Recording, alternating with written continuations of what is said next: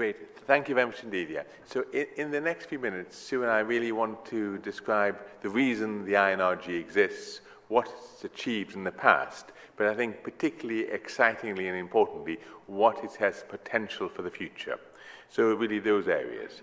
And the past, it's now about 12 years since the INRG was created, and it was created really to facilitate international collaboration to further advance the care of children with neuroblastoma. Because in the early 2000s, we were not speaking the same language. And trials ongoing, for example, in Europe and North America, our criteria defined local regional disease differed.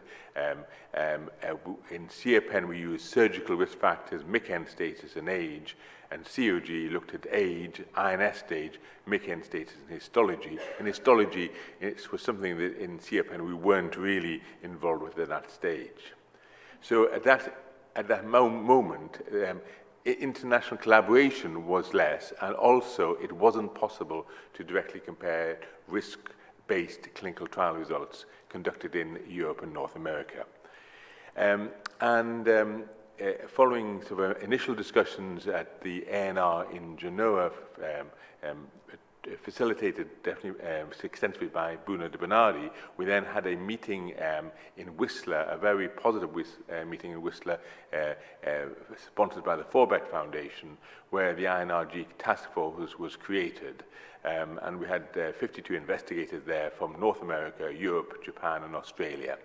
And it's really the INRG task force that has been enthusiastic and driven this project forward for the last 11 years.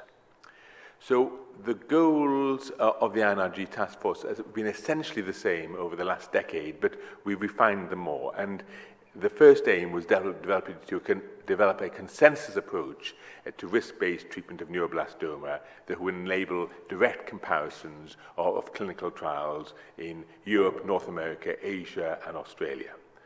And then increasingly, we are going to the goal of supporting neuroblastoma clinical and translation research.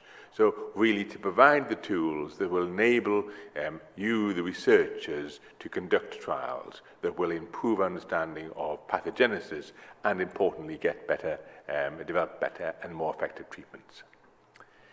So with that background, we'd like to describe 3 areas, and I will describe the first 2, and then Sue will take over for the current and the future era. So the first area, that at that stage we collected data from over 8,000 patients enrolled in cooperative group trials from Asia, Australia, Europe, and North America between 1990 and 2002, and analysed statistical and clinical significance of 36 prognostic factors using survival tree regression analysis, and identified the most powerful factors prognostic of event-free survival to establish the INRG classification.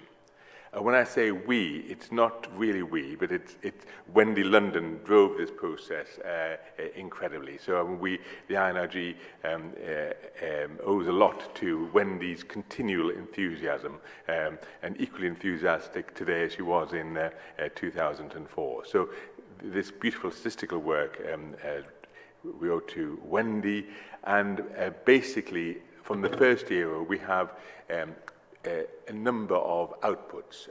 The classification system itself, the staging system that Tom Monclair and all his surgical colleagues contributed to, and 4 important consensus documents: molecular diagnostic led by Peter Ambros, detection of minimal residual disease by Klaus Beck and Sue Birchall,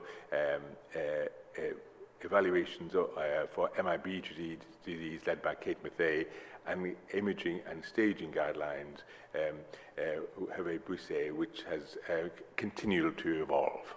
So that's the outputs of the first era, and this is the pre-classification chart that was published in JCO, and using stage, age, histology, grades of tumor differentiation, and very primitive biological parameters compared to those that Frank has beautifully described, and ploidy, we were able to group patients into very low, intermediate and high groups.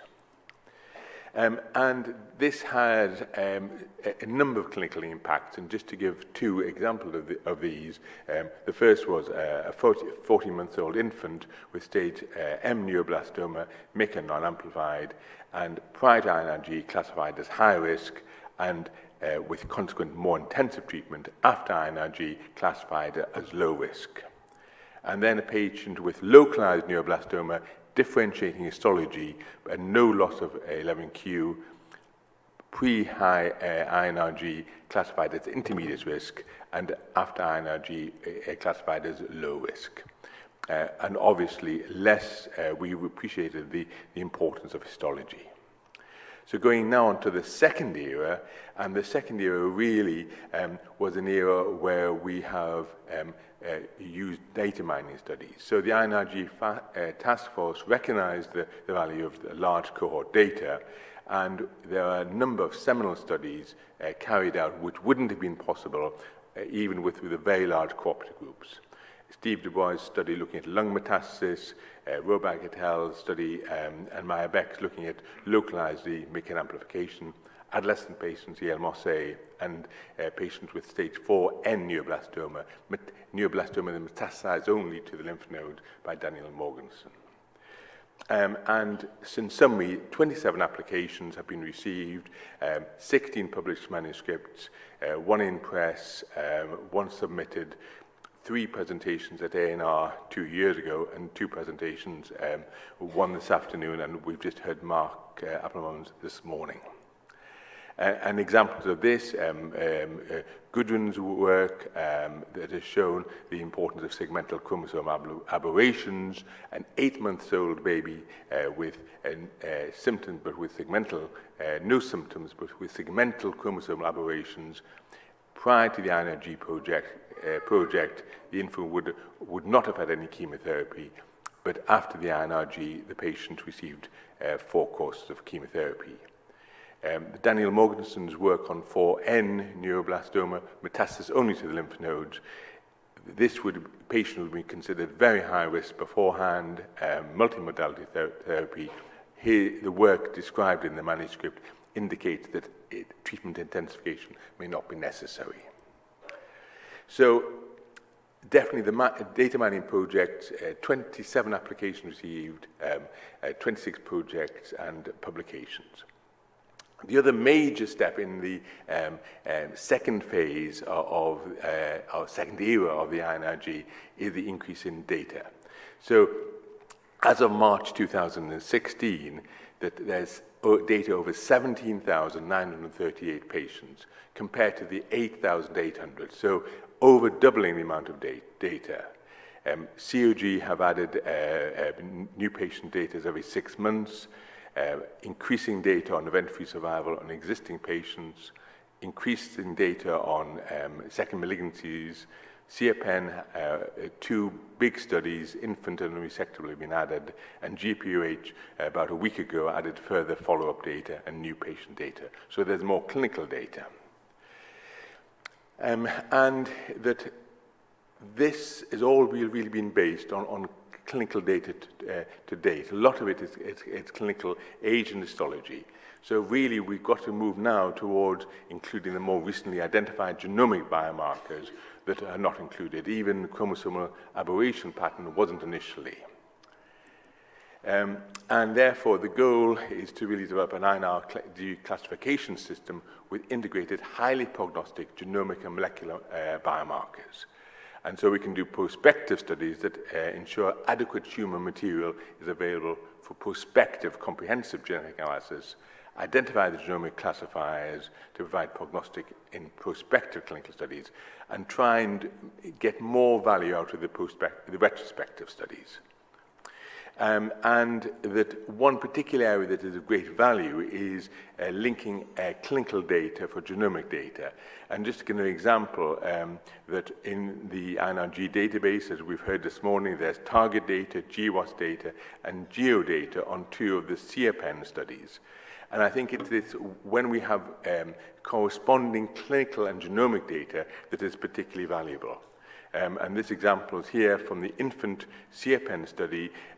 There is work on 2 clinical studies and the same genomic study, data from the same clinical study, the genomic data deposited in GEO and then linked. So we have there the corresponding data, and that's really where we'll get the maximal mileage and the maximal productivity. So that really describes the past eras, and then Sue will describe the hopes and the expectations for the future. All right, so as Andy pointed out, we recognize that although this is an incredible resource, it certainly has its limitations. And what we are now attempting to do is to create what we're calling the INRG Data Commons, where we have converted the original INRG data platform to an infrastructure that's been developed at the University of Chicago that enables connections to other databases. And I'd like to call out Dr. Sam Vochabaum, who's here at this meeting, as well as Dr. Bob Grossman, who's really been very instrumental in getting this done. So the goal is to link the INRG clinical cohort, the genomic data that's been generated in various labs around the world, and then also biobanks so that you can determine whether or not there might be a sample available if you're interested in a particular analysis. So what we've done is we've leveraged what's called the Bionimbus Protected Data Cloud. This is an open source cloud-based system that's been developed by Bob Grossman at the University of Chicago to manage, analyze, transport, and share large genomic data sets in a secure and compliant manner.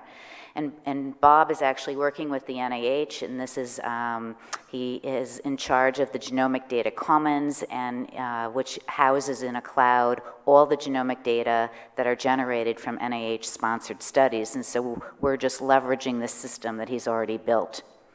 So essentially, currently in our genomic data protected data cloud, we have the data on over 18,000 patients. We have a live link to the COG biobank so that you can actually take a look at a cohort and determine whether or not there are samples available banked in the COG biobank. And then we've started to connect to genomic data. Currently, we've connected with, as Andy had mentioned, some of the Array-CGH data that's been generated on the infant SciPen studies. We also have the GWAS data, the genotype data that John Maris and Sharon Diskin have generated, and I think this morning you had a chance to see how powerful that can be with Mark Applebaum's talk. And in addition, it's possible to link to the target data that's been generated as part of the NCI project.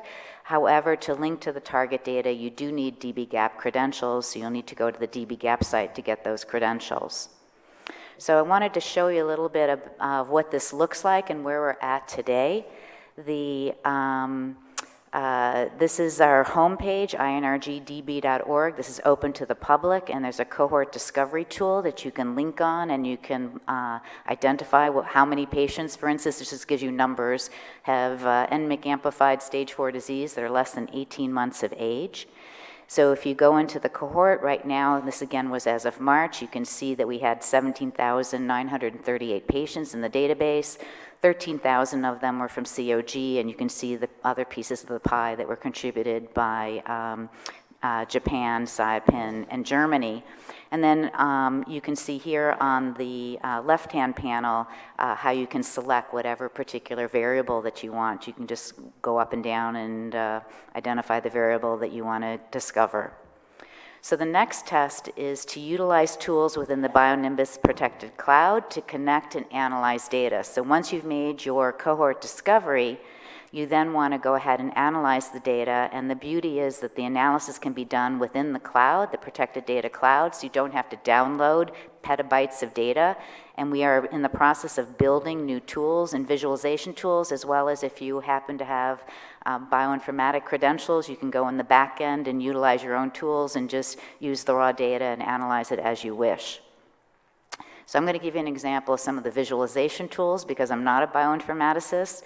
But one of the projects we wanted to do was we wanted to conduct a GWAS to investigate the genomic variables that were associated with NMIC amplification.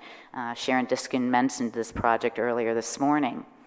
So the first thing we did was a cohort search, and specifically we wanted to make sure we knew what the amplification status of the patients were, and we also wanted to link those patients that had genomic data in the database that we could analyze. And the results show that within COG right now we only have GOS data from COG patients, but you can see we have approximately 1,600 patients in the database that have known NMIC and GWAS data. You then, as I said, for some subsets of data, not for the GWAS, but for some target data, you do need to log in with dbGaP credentials, but we've built the login right here on this particular login page. So you just put your credentials in, and then you would also have access to target data.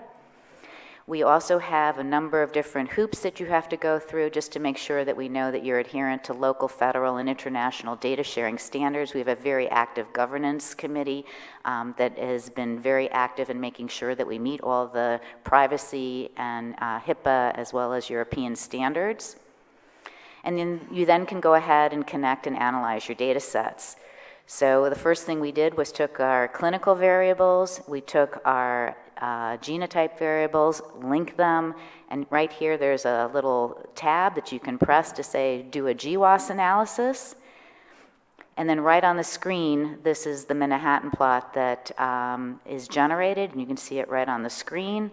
And this is obviously a slide, but you can actually, when you're on the site, you can then explore what each of these signals relate to. So you can link, for example, on that particular SNP, and it'll link you to the associated data so you know what gene you're looking at and what the location is. So these large data sets provide new opportunities to ask questions about rare cohorts never before possible. Additional important discoveries will be made now that investigators are able to integrate large-scale genomic data with clinical cohort data. There are examples of some ongoing studies. One of them you heard this morning, which was Mark Applebaum's study, and there's also another study that's going to be presented later today looking at accurately identifying patients who are destined to relapse early with current treatment, which then subsequently may lead to additional innovative therapies. So my take-home message is that working together and sharing big data will ultimately lead to optimized treatment and improved outcome by advancing our knowledge about neuroblastoma biology and the genomic drivers of disease, elucidating germline genomic variables that contribute to drug response, toxicity, and survival, and then identifying biomarkers critical for refined risk classification and treatment decisions. And I just want to point out that all of you, where we're presenting this at this international meeting, because any investigator who wants to is highly encouraged to undertake an INRG cohort discovery evaluation to see if indeed the cohort that you're interested in is available. And then we're creating an application process actually online that you can then apply for the data, and you'll be able to then utilize the data and the data commons in all its capacity. The INRG program has already led to improved treatment stratification and new approaches, as Andy has alluded to. These advances would not have occurred without the INRG and would have been impossible in studies by one cooperative group. And very importantly, the INRG program is a major force for increasing international collaboration. And again, our ultimate goal of improving the outcome of children with neuroblastoma. I'd like to acknowledge all the members of the INRG task force who have really made this possible. Of course, the parents and patients who have been enrolled in our studies, the leadership of the various cooperative groups, and I'd also like to thank the folks that have been kind enough to support us, including the Forbeck Foundation, who supported our initial meeting, and the St. Baldrick's Foundation, as well as all the other foundations that you see on this slide. Thank you very much.